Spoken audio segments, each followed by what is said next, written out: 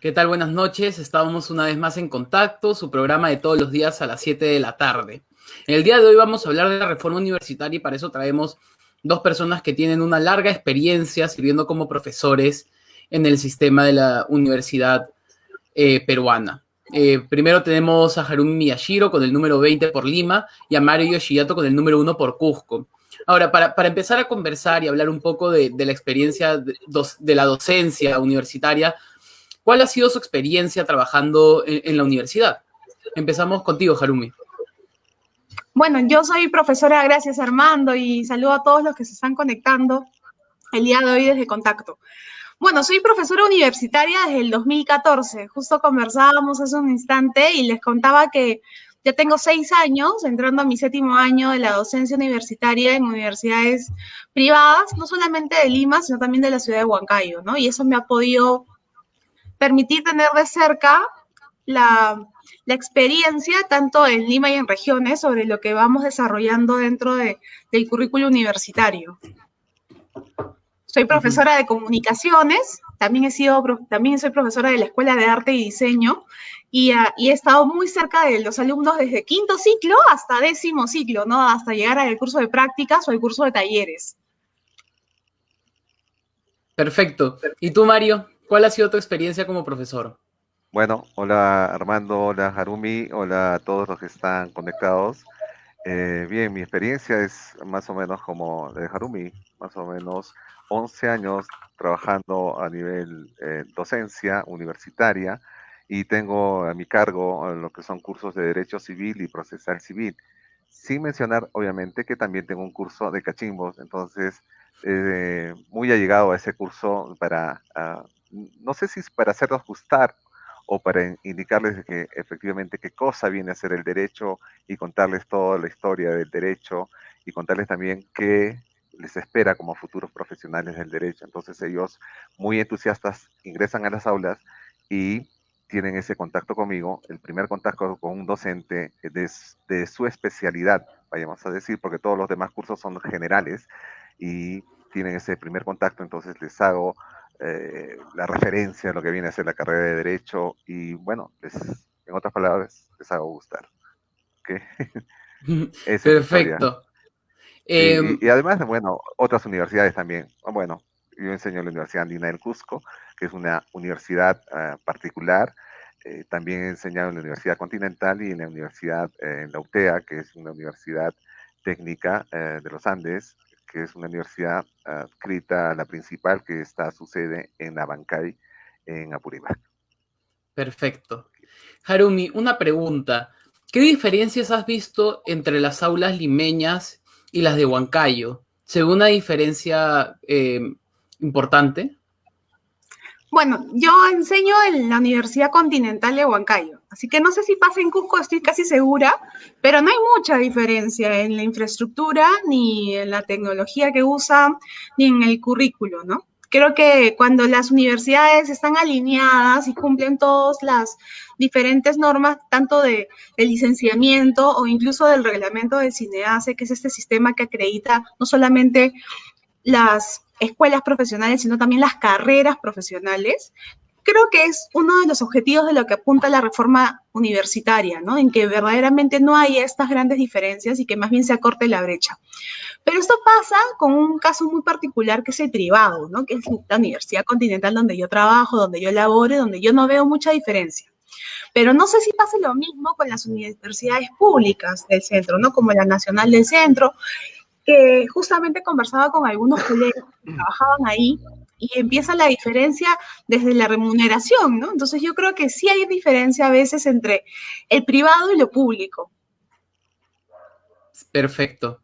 No sé, Mario, yo sé que tú tienes experiencia tanto en la universidad pública como en la privada. Entonces, ahí tal vez podríamos ahondar un poquito más y ver qué diferencias has podido ver entre el nivel de educación, etcétera, estando en ambos mundos, ¿no? Ok, para diferenciar dos tipos de universidades o dos tipos de enseñanza diferente, esto tiene que ver también con clase social, con nivel económico, con nivel cultural, y hay una trascendencia o una gran diferencia entre lo que viene a ser una universidad pública y una privada, pero se está llegando, bueno, en el caso de Cusco tiene una gran disputa entre la Universidad Andina del Cusco y la Universidad San Antonio Abad, que es pública. Esta universidad ya tiene más de 300 años y la Universidad Andina, que recién tiene 38 años, creo que cumplen este año, y bueno, y la infraestructura, bueno, la particular ha superado mucho a la nacional, a pesar de que la nacional tiene presupuesto del erario del Estado, pero hay una gran diferencia, ya les dije, en las cuestiones socioeconómicas que hay entre las personas.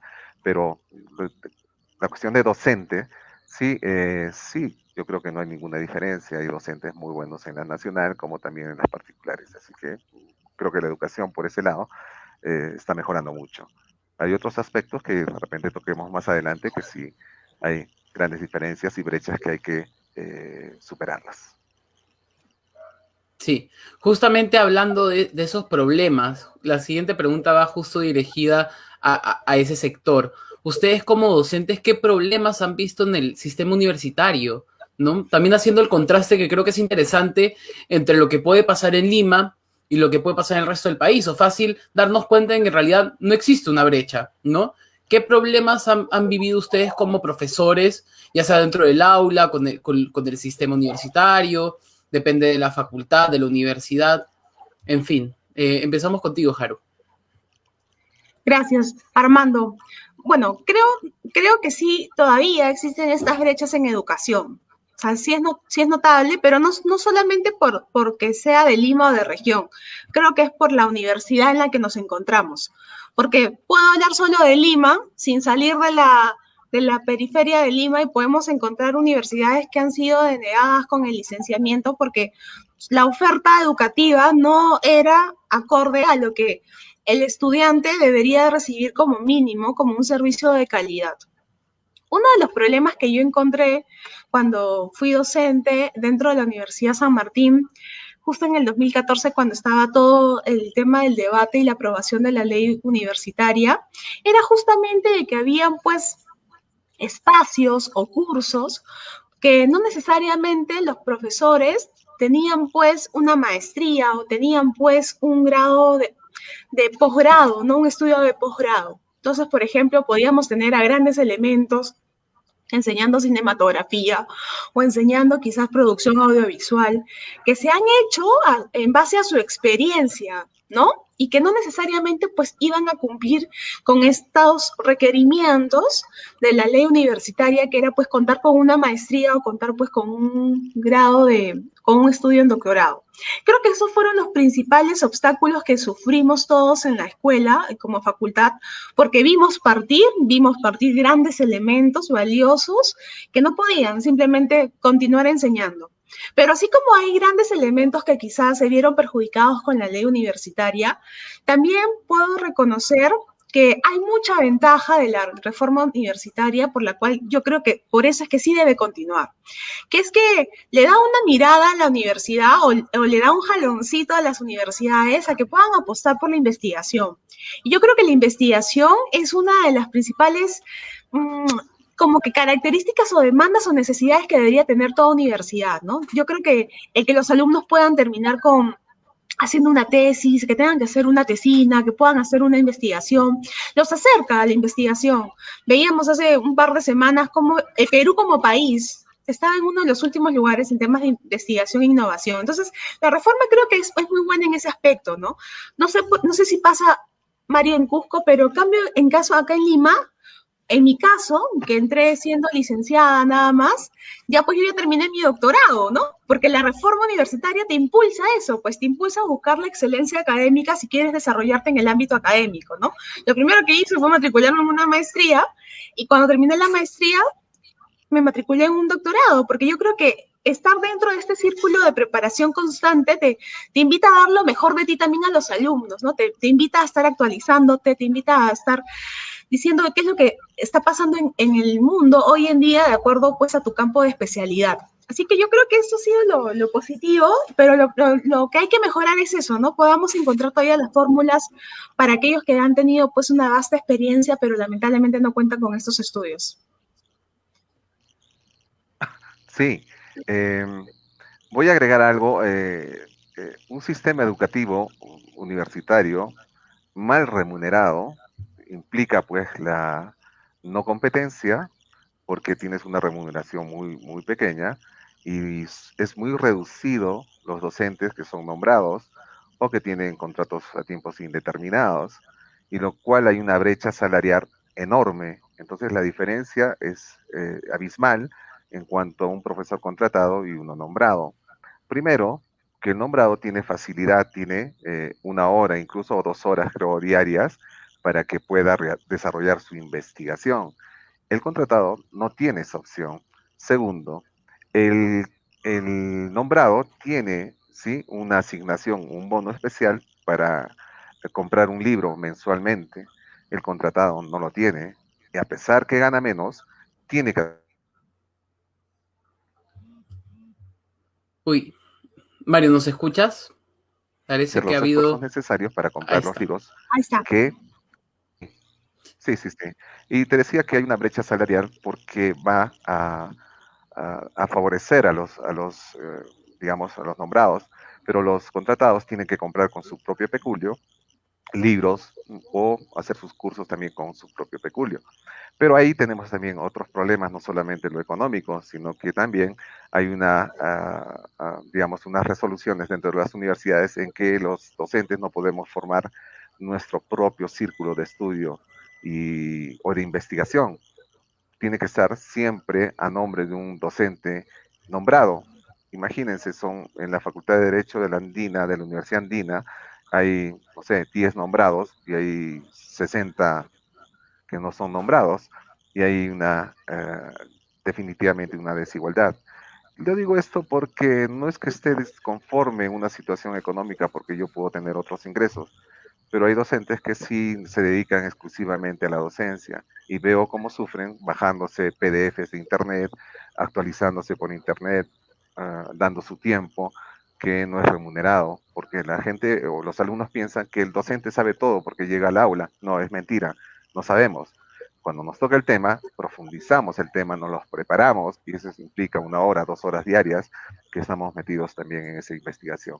Y otros problemas, obviamente, que entre alumnos y docentes que puede haber es que en este tiempo de COVID nos ha apartado, nos ha alejado, tenemos que tener un distanciamiento. Este distanciamiento ha hecho que la personificación personificación que tenemos entre docentes y alumnos se ha perdido. Esa dedicación que tienes por cierto alumno sabes que es hábil y que necesitas repotenciarlo, exigirle para que sea un mejor alumno, un mejor profesional, no la hay, porque esto que ustedes ven, estas cámaras, es mucho más frío, por más expresión que nosotros demos, ¿sí? Y la mayoría de alumnos, cuando damos clase, todos tienen sus cámaras apagadas, sobre pretexto de que la señal es débil, o que se puede ir, o que otros mienten y dicen, se van a dormir, como me ha pasado en algún curso, prendió su cámara y inconscientemente, o bueno, eh, eh, se fue, accidentalmente prendió la cámara y se fue a la cama a seguir durmiendo. Obviamente le llamé la atención, se levantó, disculpe, no, no, pero no es así. En clases presenciales sucede lo contrario, estás pendiente de cada alumno, cuál es su rendimiento, cuál es su actitud también ante el curso, y ahí vas midiendo también sus notas promediales o no promediales ante los exámenes y tareas. Y otros problemas que también dentro de la universidad se ve es la drogadicción, el alcoholismo, incluso prostitución en algunos otros casos. Pero eso ya son casos extremos que el docente tiene que ver. Estas cámaras jamás van a reemplazar a un docente presencialmente, porque muchas veces me ha tocado ser parte o ser como psicólogo, porque intervienes, ayudas, aconsejas, guías, ¿sí? He tenido Y alumnos, también por ejemplo, inspiras, ¿no? sí, claro, he tenido alumnos que tenían, por ejemplo, adicción a la marihuana, y los he ido corrigiendo poco a poco, los encontraba después de 2 semestres y le decía cómo está, y me decían que ya dejó la marihuana y que estaba mejor y que todo eso. Entonces es una satisfacción también para el docente que da su alma, da su vida por enseñar. Una frase muy importante que siempre la llevo conmigo es formar para transformar. Ojalá transformemos la Sí, sociedad de esa manera.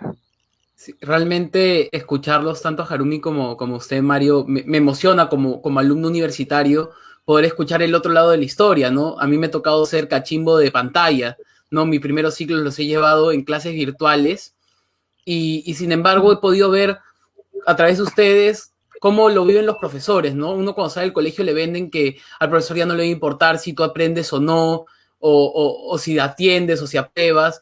Y realmente me he dado cuenta que es al contrario, hay una conexión mayor con ese alumno y realmente verlos ustedes inspira y realmente como alumno se aprecia. Ahora, volviendo al tema, ahora sí entremos al tema de la reforma universitaria. Yo sé que a ti, Haru, te tocó ser cachimba en la reforma universitaria. Tus primeros años enseñando fueron justo en Sí. ese cambio. Y con usted, Mario, usted sí enseñó un tiempo atrás, antes de la reforma, ¿no? Entonces, ¿qué cambios han visto desde la reforma universitaria? ¿Han sido los buenos, los malos y los que no son buenos ni malos, simplemente son cambios? ¿Qué aspectos han visto a través de la reforma universitaria? ¿Haru o Sí, yo? Ya, empieza tu, Haru. está Empieza tu, bien, Haru. empiezo. A ver, lo bueno, como lo mencioné hace un instante, para mí es algo positivo que comencemos a tener otra mirada hacia todo lo que tenga que ver con la investigación, ¿no? Y hablo desde el rol del docente y también desde el alumno, ¿no? Yo creo que antes el alumno hablar de tesis era como hablar de, no sé, pues, del COVID, hoy en día, ¿no? O sea, era algo que, Dios mío, ¿qué es esto? Pero sin embargo, con la reforma comenzamos a utilizar términos en donde ya hablar de investigación no es tan difícil, ¿no? O sea, yo creo que ya es algo mucho más habitual que los alumnos me digan, profesora, tengo que hacer mi instrumento de investigación, me puede validar el instrumento, profesora, me puede recomendar alguna bibliografía, o profesora, tengo que citar en APA. Ya el APA comienza a ser un término familiar. Entonces yo creo que eso es algo positivo porque esto no pasaba antes, ¿no? Antes como que todo era copy-paste, copy-paste y copy-paste, ¿no? Pero en cambio, gracias a la reforma ya podemos hablar del término de investigación. Y nuevamente digo investigación no solo para los alumnos, sino también para los docentes, porque el lado malo de lo que yo veía cuando era, lo comparo cuando yo era alumna, es que a veces también tenías a profesores que llegaban, daban un discurso y se iban, nada más, ¿no? Porque decían, pues no vengo a dar mi cátedra, ¿no? Porque la cátedra me cuesta, ¿no? Es todo lo que yo tengo de mi experiencia. En cambio, con la reforma universitaria, yo creo que también hay algo positivo, que es que los profesores pues comienzan a tener la tarea de poder monitorear el avance de los alumnos y poder evaluar el progreso, ¿no? Quizás lo que hacían unos cuantos profesores ahora por ley es para todos. Yo sé que a veces renegamos y a veces decimos por qué tenemos que hacer tantos documentos administrativos si no es como que todo nuestra labor como docente. Pero yo sí creo que es nuestra labor como docente poder tener una evaluación de la progresión de tus alumnos, porque si no, ¿cómo empleas estrategias que puedan permitir a algunos poder cumplir con el objetivo y a otros seguir reforzando las debilidades que vas encontrando en el camino? Entonces, para mí lo bueno ha sido el tema de la investigación, el tema en que tenemos que estar mucho más pendiente de la evaluación del alumno. Y lo que yo digo que quizás está pasando es que también estamos abriendo campos a poder tener programas de maestría, ¿no? Quizás antes no habían tantos programas de maestría de acuerdo a los campos de especialidad.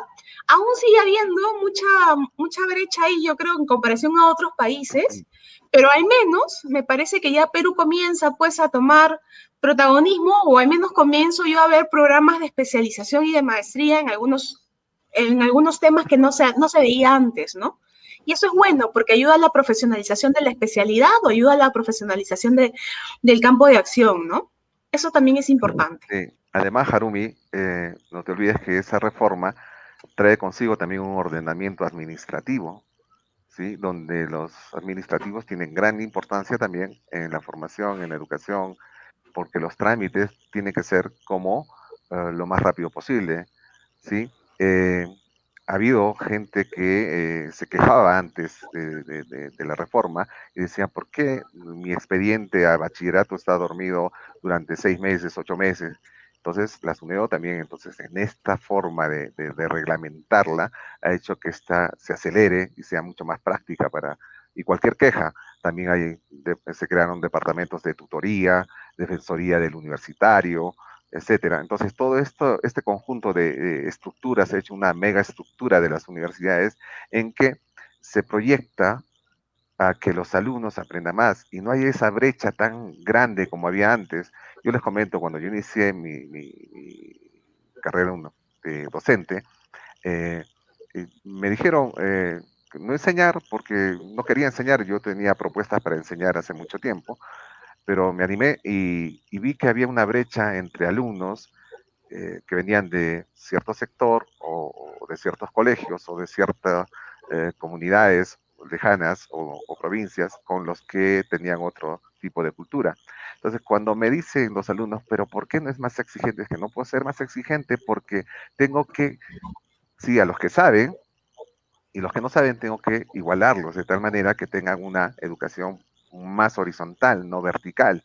Y eso, en ese sentido también el docente tiene que ver mucho y los problemas que puedan haber entre alumnos, también tratar de entenderlas, explicarles. Siempre trato de que se aplique el principio de solidaridad, la empatía, porque son jóvenes que ingresan y que creen que todavía siguen en edad escolar. Entonces cambiar ese chip de que deben ser responsables, que cada quien responde por sí mismo y todo eso. Pero entiendo que yo he tenido alumnos muy brillantes, todos sin excepción, ¿sí? Hasta el más relajado que se puede decir, hay que tratar de que no sea relajado. Entonces, de esa manera, cumplimos una labor de docente.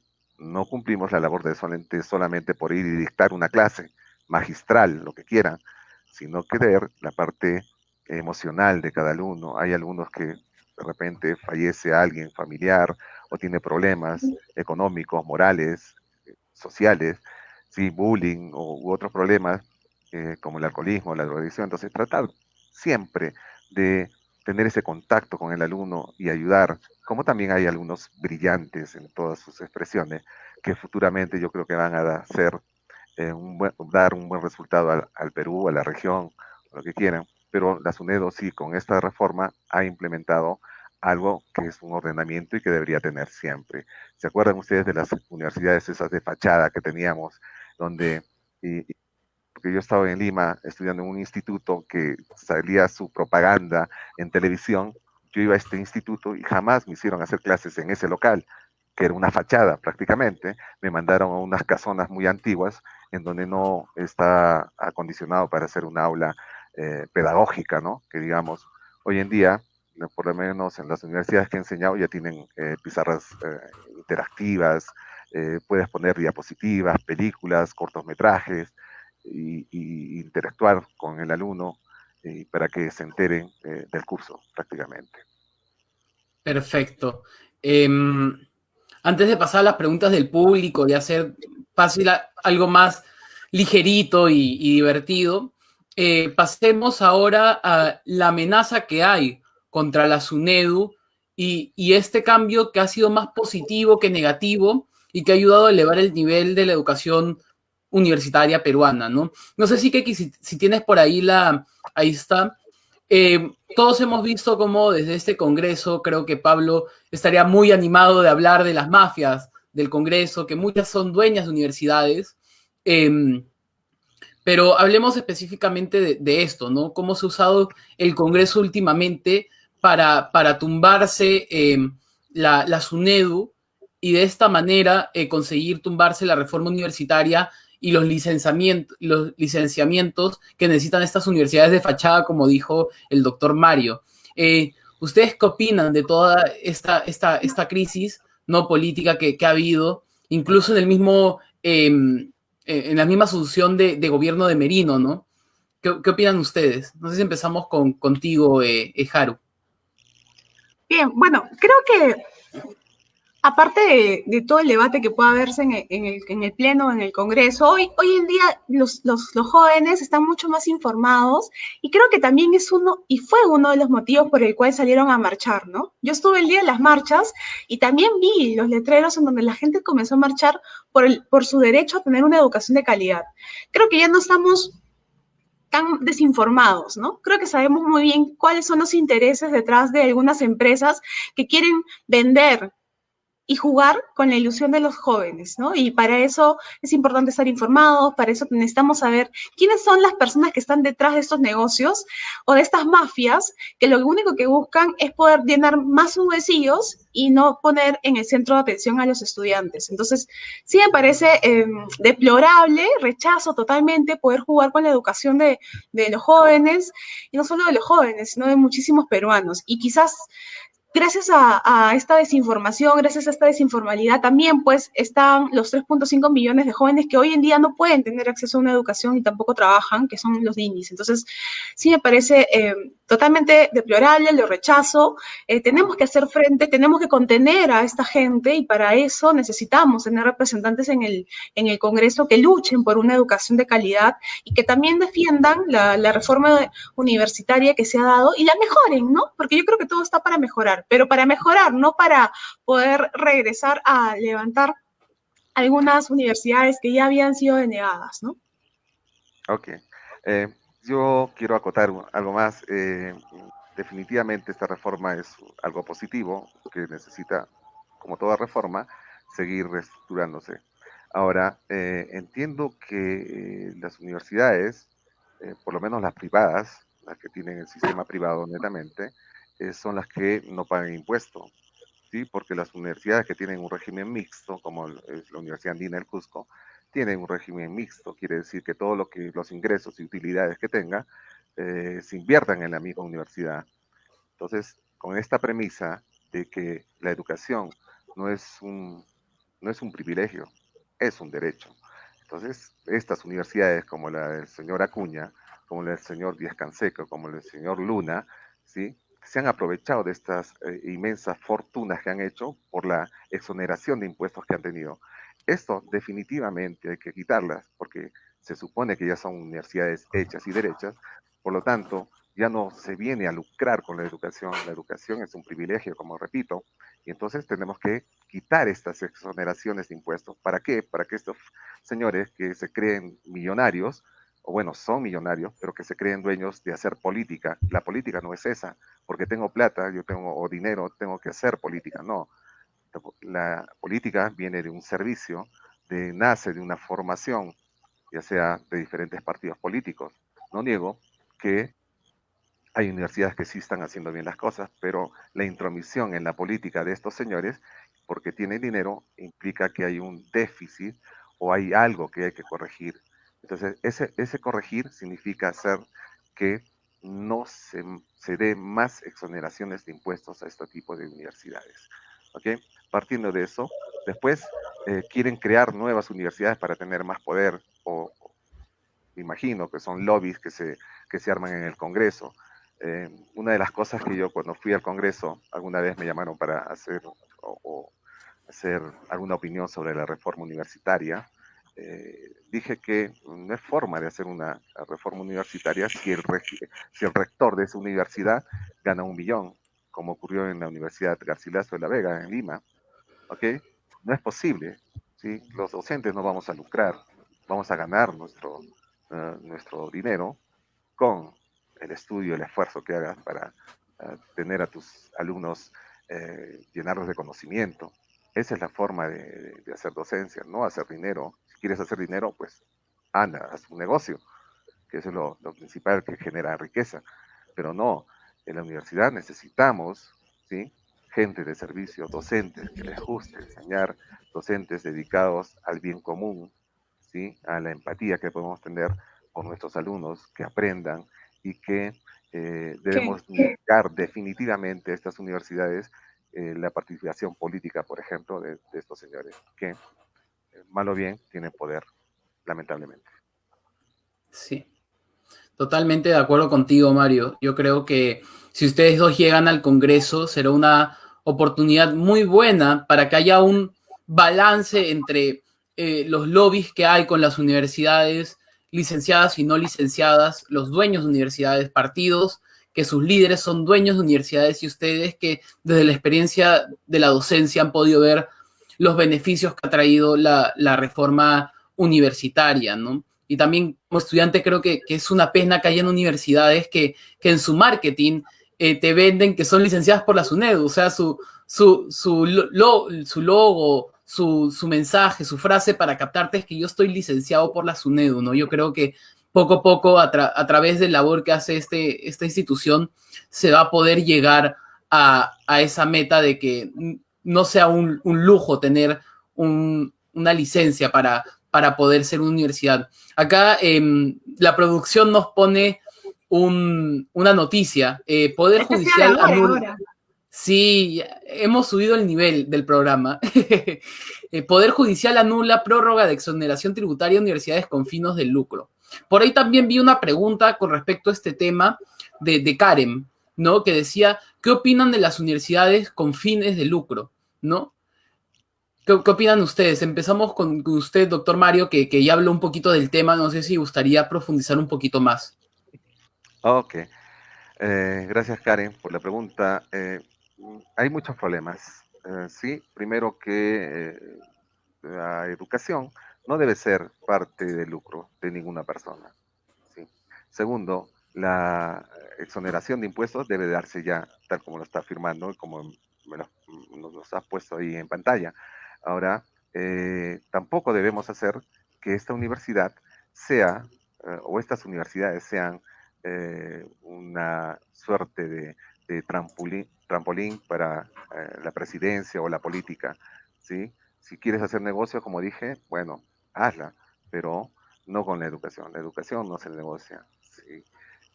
Ahora hay universidades con sistemas mixtos que sí bien están haciendo su trabajo, que es la de todo ingreso o sobrante o utilidades que haya o dividendos que haya, sean necesariamente invertidas en la misma universidad, mejorando su infraestructura, perdón, mejorando el servicio.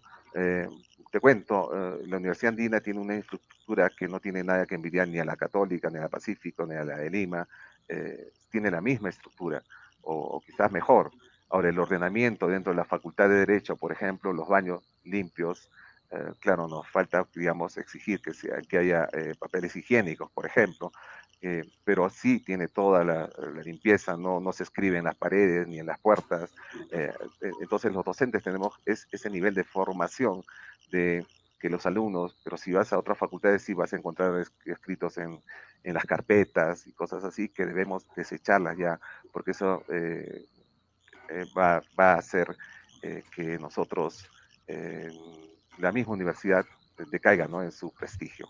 Hay una pregunta que dice qué le mejoraría a la ley universitaria, la parte remunerativa y de oportunidades a los docentes contratados. Yo alguna vez propuse cuando fui al Congreso de la Reforma Universitaria, les dije que así como gana el rector, que es la máxima autoridad en una universidad, ese, pongámosle un nivel de 100%, el decano de una facultad que gane el 50% del rector, que los nombrados ganen el 30% del decano y que los contratados ganen el 20% de tal manera que evitaríamos que el rector se suba de sueldo, porque eso multiplicaría todo o repercutiría en todos los demás. Entonces, ahí tenemos un limitante de la subida de remuneraciones, porque estas universidades son autónomas de por sí, ¿sí? Por ley. Entonces, mejoraríamos eso de las remuneraciones para que los docentes estén mucho más comprometidos y que tengan ese nivel económico que debe tener un docente universitario. ¿Ok? Hay docentes universitarios que dictan la misma cantidad de clases, pero que ganan menos que un profesor de primaria o de secundaria. Hay que tener también en cuenta esa situación. ¿Mejoraríamos la ley universitaria? Sí, también dándoles potestad política a los estudiantes de las universidades privadas, cosa que no hay. ¿Sí? Se mantienen rigurosos o intimidados por la autoridad o por los docentes. Entonces, estos alumnos perdemos ese liderazgo. Los liderazgos se van perdiendo porque hay intimidación dentro de su círculo. Dejarlos libres políticamente también es una gran expectativa que quieren los jóvenes hoy en día, que mucho más que han despertado con esa situación. ¿Qué podemos decir de las prácticas preprofesionales? Pues mucho. Las prácticas preprofesionales deben ser dadas a todo nivel, porque cuando están en décimo primero, décimo segundo ciclo, las puertas abiertas definitivamente de todas las entidades públicas. ¿Para qué? Para que estos estudiantes con esas prácticas preprofesionales sepan que las entidades públicas hay mafias, que sepan que las entidades públicas tienen errores en cuanto a lo económico, a la planificación, etcétera. Entonces, cuando ellos ingresen ya a su nivel profesional, trabajador o empleado público, sepan por qué y cuál es el déficit de estas entidades públicas. Por eso yo propongo que la nueva ley universitaria debería haber bajo su auspicio una ley definitivamente de prácticas preprofesionales que tanto lo necesitan los chicos. Perfecto. Ya de ahí Y que seguiremos. también ha sido un punto a favor gracias a la reforma, ¿no? Sí, claro. Sí. Sí, sí. De ahí vamos a poner un poquito más hermanito, de. sigue. Sí, de ahí le vamos a poner un poquito más de hincapié al tema de que acaba de hablar el doctor Mario. Ahora para ti, Harumi, las mismas 3 preguntas. La primera era sobre el tema de las universidades con fines de lucro. La segunda con las prácticas, que de ahí le pondremos un poco de hincapié. Y la segunda se me acaba de ir, que era, no sé si la puedes volver a poner, Quique. Ya. La segunda pregunta, pero si no empieza Haru y de ahí Quique te va a ¿Qué poner abajo la mejoraría? pregunta. Creo que era el que ¿Qué mejoraría? ¿Qué ya, mejorarían creo que era el que mejoraríamos, ¿no? Mira, respecto a las universidades con fines de lucro, en la misma línea de Mario, o sea, la educación no debe ser un servicio con el que debamos de lucrar, ¿no?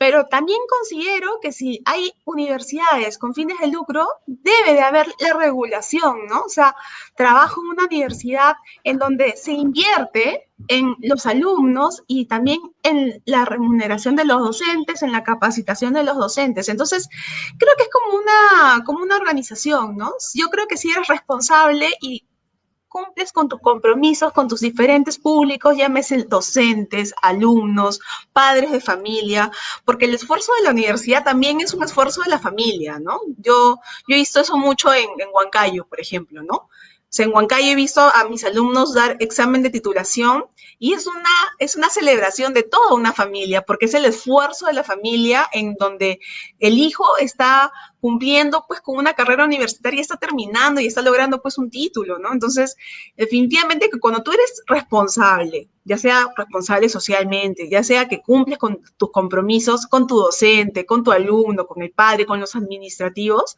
definitivamente no va a haber esa visualización de aprovechamiento, ¿no? Pero no siempre pasa, o sea, yo creo que ese es un caso excepcional. De hecho, muy contenta por ver estas prácticas responsables de una universidad con fines de lucro, pero no siempre sucede así, ¿no? Entonces, el problema está que gracias a las malas prácticas uno comienza a desconfiar. Entonces la desconfianza se vuelve y se atenúa por las malas prácticas. Entonces lo que necesitamos es verdaderamente pues órganos de supervisión que efectivamente vean si es que están cumpliendo o no con el programa mínimo de licenciamiento, con el reglamento del CINEACE y como decía Mario, con los verdaderos programas de motivación que deben tener hacia los docentes. ¿Qué le mejoraría a la ley universitaria? Si hablamos de mejoras para la reforma universitaria, haría hincapié, ¿no? Haría hincapié en estos perfiles de especialistas que no necesariamente puedan tener el acceso, pues, a una maestría, ¿no? Yo creo que hay figuras, siempre hay figuras, ya sea como docente invitado, puede ser un asesor, pero no podemos perder estos elementos tan valiosos en donde puede sumarle a la formación del alumno. Lo conversábamos ayer con Pablo, ¿no? Él tiene una maestría en la Universidad de Chicago, pero como la burocracia para poder validar esta maestría es increíble, desanima a buenos elementos a poder impartir y compartir su conocimiento para que haya pues una mejora de la formación de los alumnos. Entonces ahí también hay algo que debemos mejorar, ¿no? Debemos facilitarle al docente no solamente la capacitación, sino también el acceso a poder validar los diferentes cursos que se haya podido realizar o programas de maestría y doctorado fuera del país. Y respecto a las prácticas preprofesionales, yo creo que la reforma universitaria en algunas carreras, como es en el caso de la carrera de comunicaciones, que es la carrera donde yo enseño, sí ha tenido beneficio, ¿no? Porque gracias a esta reforma, ya por ley, los alumnos tienen que practicar. Antes no pasaba eso, antes solamente yo tenía alumnos de una universidad que tenían prácticas porque la propia universidad había implementado unos talleres para que ellos puedan practicar. Pero antes no se veían las prácticas, tú tenías que salir a trabajar y pagabas tu derecho de piso, que eran como tus prácticas. Entonces, lo que la reforma está trayendo es que se hablen de los temas que antes no se hablaba y eso implica que la universidad tenga que tener un trabajo articulado de comunicación con el privado. Si no cumplimos nuestro agente, nuestras funciones como rol de agente transformador de la sociedad, va a ser muy difícil que podamos traerle beneficio a los jóvenes que están estudiando dentro de nuestras casas universitarias. Necesitamos acercarnos al privado y necesitamos decirle qué es lo que tú necesitas, qué es lo que estás esperando de nuestros alumnos, cuáles son las prácticas o cuáles son las bolsas de trabajo que tú ofreces para los alumnos y comenzar a difundir estas prácticas. Pero no podemos empezar a buscar prácticas desde el octavo ciclo, ni desde el noveno, ni desde el décimo, como siempre se lo digo a mis alumnos. O sea, desde el tercer año ya nosotros tenemos que estar tocando puertas, porque las prácticas preprofesionales son lo que más se demora uno en encontrar, ¿no? Ya sea porque hay poca demanda, hay poca oferta, y para eso pues hay que uno siempre estar compitiendo con muchísimas demás instituciones, ¿no? Entonces sí creo que debe haber un mayor compromiso del privado, de la universidad y del Estado de fomentar estas prácticas. O sea, el Estado en medio de esta pandemia puede también generar una bolsa de prácticas para muchos estudiantes. Puedo ir hablando de practicantes de comunicación, que le haría mucho bien al gobierno, poder decirles, por favor, a ver, hagan un proyecto de comunicación para decir cómo van o cómo se informa de cada ministerio, de cada institución gubernamental, o como también me puedo ir a estudiantes de educación. O sea, ¿cuántos estudiantes de educación podrían validar sus prácticas preprofesionales para poder ayudar a todos los chicos y jóvenes que no pueden llegar o que no están cumpliendo con los conocimientos del aprendo en casa? Entonces, así como se pueden encontrar soluciones para una y otra, yo creo que es importante simplemente la articulación y el compromiso. Para contar Perfecto. nomás, Armando, Sí, dale, Mario. yo creo que deberíamos también aumentar la atención psicológica, por lo menos en esta COVID también. No es habiendo una atención psicológica, hay chicos con ansiedad, con depresión y otras clases de enfermedades o tratamientos que se pueden hacer mediante los psicólogos. Entonces, un staff de psicólogos en las universidades es importante tratar también el alcoholismo, la drogadicción, la prostitución y otros males que tiene la sociedad, pero que definitivamente no nos estamos preocupando. Ninguna universidad. Claro, hay universidades que tienen un psicólogo para la atención, necesitamos mucho más para la atención de los alumnos. Perfecto. Ahora, justamente hablando, primero, creo que si hubieran practicantes de comunicación en el Estado, a nadie se le hubiera ocurrido hacer la conferencia de prensa al lado de la turbina del avión cuando llegan las vacunas con Sagasti, no creo que empezando por ahí. Pero hablando de las prácticas preprofesionales, hemos tenido dos proyectos de ley de Congreso justo en esta materia que generaron mucho debate en su época, que fueron la ley Pulpín y la ley Bartra, ¿no? Entonces, ustedes si llegaran al Congreso, ¿qué medida legislativa propondrían para el tema de las prácticas preprofesionales? Empezamos contigo, Mario. Ok. Eh, una de mis propuestas como candidato, que voy con el número 1 de la región Cusco, por el PPC, es de que las prácticas preprofesionales es necesario. Mucha gente que no tiene ese nivel social no consigue prácticas preprofesionales. Las consigue, hay muy pocas. Y entonces yo quiero que los alumnos, por lo menos en derecho, que es mi campo, tengan esa práctica, ya sea en el Poder Judicial, Ministerio Público, registros públicos, no sé, SUNAT o SINDERMIN, y todos estos órganos que son autónomos y que pueden generar, ¿sí? Ese conocimiento que necesita, complementar el conocimiento que necesita el alumno. Entonces, hacer una ley, proponer una ley de que los, no sé, tercio superior o quizás mucho más allá, de que los alumnos tengan esa posibilidad de ingresar a diferentes entidades públicas, sea cualquiera, puede ser RENIEC, puede ser, eh, no lo sé, INPE, y así tener a los alumnos ocupados, proyectándose a tener una mejor administración o una mejor sapiencia en lo futuro para los alumnos, que es lo importante, porque son ellos los que van a ser el futuro del país. Claro, son el presente, pero el futuro esperamos mucho de ellos en su calidad de profesionales. Hanumi, tu micrófono creo que está. Ah, ya. Ya, Ahí está. acá estoy. Ok.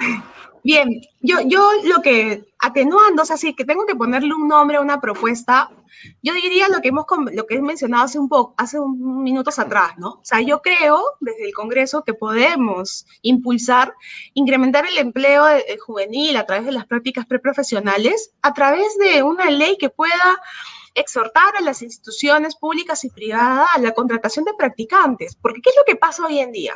Hoy en día lo que pasa es que la empresa contrata al practicante para que pueda cumplir sus horas de práctica, pero a honoren, ¿no? Porque claro, como sabe que el joven, el estudiante necesita las horas de prácticas porque si no las tiene, no va a poder tener su bachiller. Entonces lo que sucede muchas veces es que no se les remunera como tiene que ser. ¿Y qué pasa cuando sales de la universidad? Entonces, cuando sales de la universidad ya no te contratan como practicante, pues, ¿no? Ya eres un asistente, ya eres un jefe de prácticas, entonces tu remuneración nunca va a ir acorde a lo que tú mereces recibir como joven, que tiene todas las habilidades y cumple con todas las competencias que el mercado está exigiendo. Más aún que hoy en día siempre el mercado te va a exigir más. No sé, yo les cuento una anécdota, a veces a mí me pasan algunas convocatorias, ¿no? Entonces yo a veces me decían, Haru, si tienes a alguien, ¿no?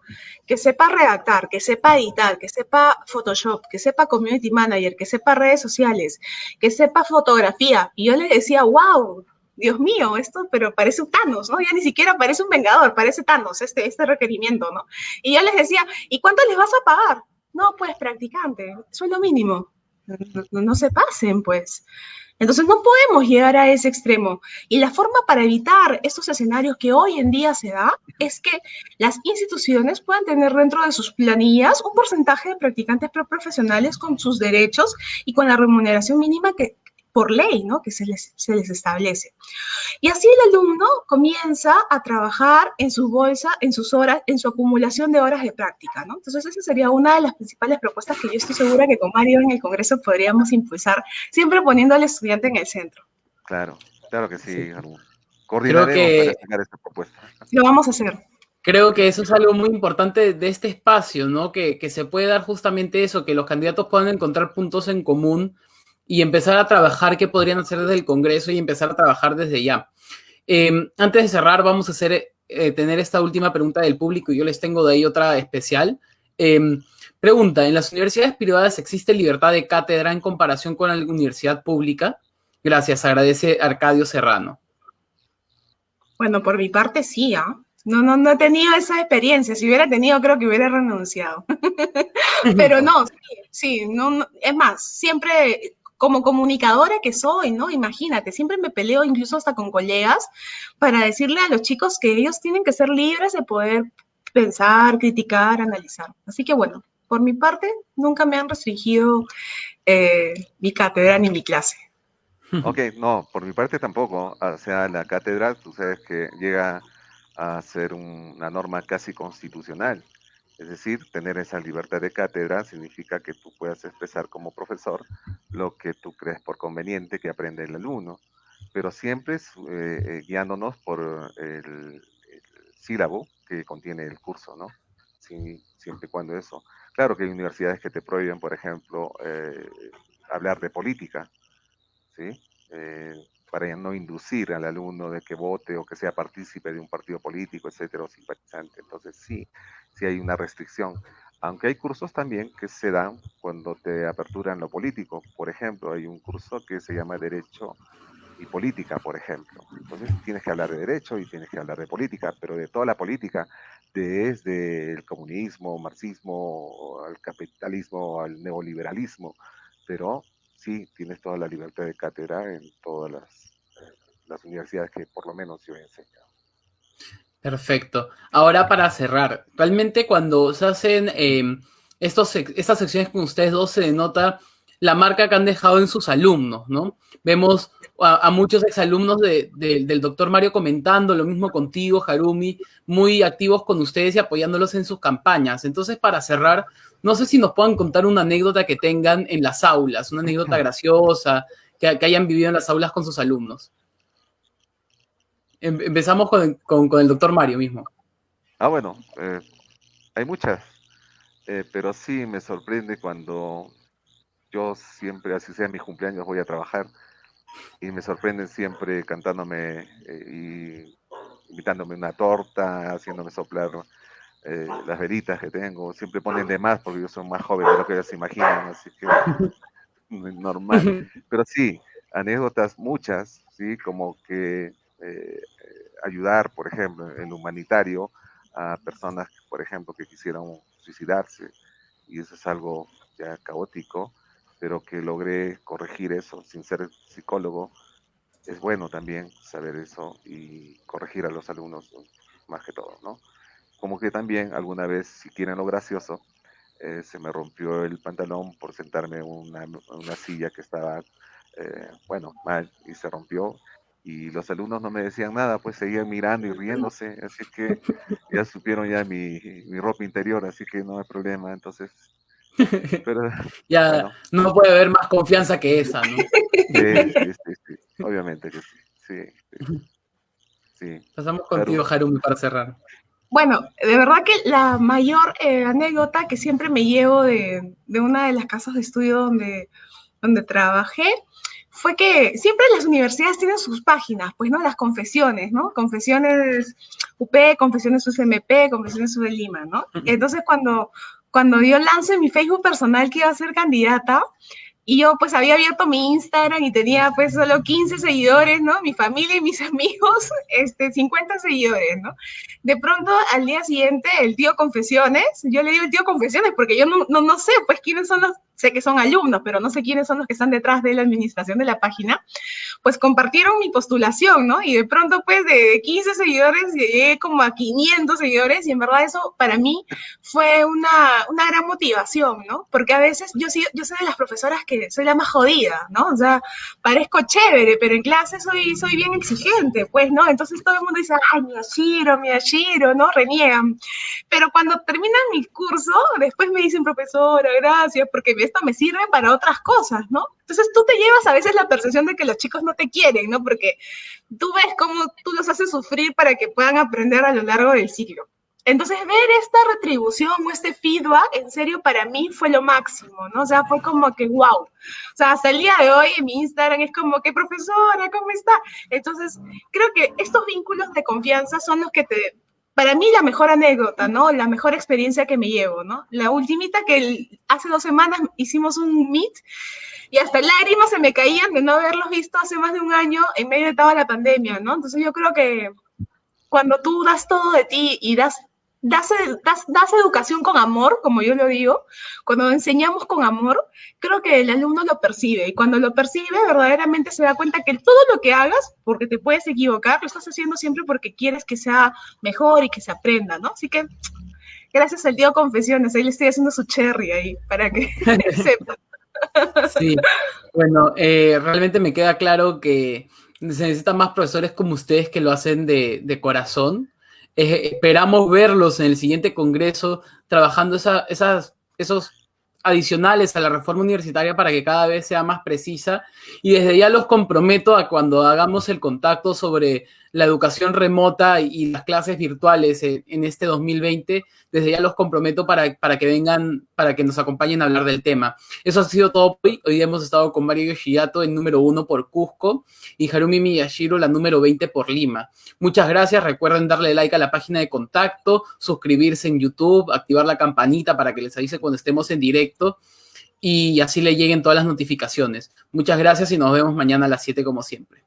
Chao, Adiós. Armando. Chao, Mario. Un gusto. Adiós, Chao, Haru. nos vemos. A todos ahí en Nos Cusco. vemos. Gracias. De igual manera, Lima. Chao. Nos vemos.